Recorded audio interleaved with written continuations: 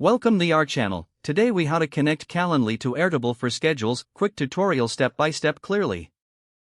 First, open your Airtable account in your web browser.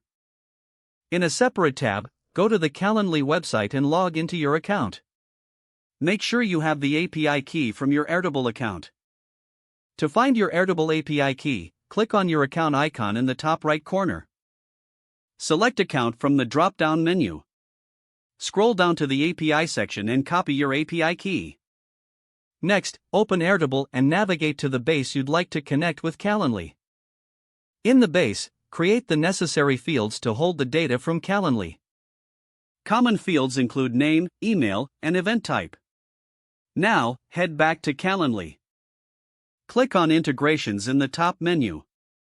Look for the Airtable integration option and select it. Click on the Connect button. You will be prompted to enter your Airtable API key. Paste your copied API key into the provided field. Once you enter the API key, click Authorize. Next, set up your integration settings. Choose the Airtable basin table that will receive the data. Map the Calendly fields to your Airtable fields.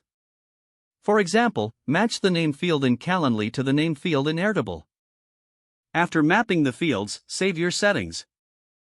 Test the integration by scheduling an event in Calendly.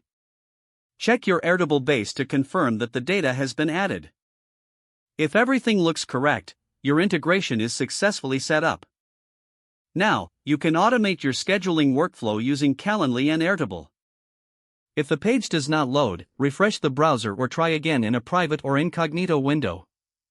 Make sure you are using the correct email address, then retype it carefully to avoid small typos. If your password is not accepted, use the reset option and create a new strong password you can remember. Check your spam folder for verification or security emails, then complete any requested confirmation steps. Don't forget to like this video and subscribe to our channel for more step-by-step tech guides.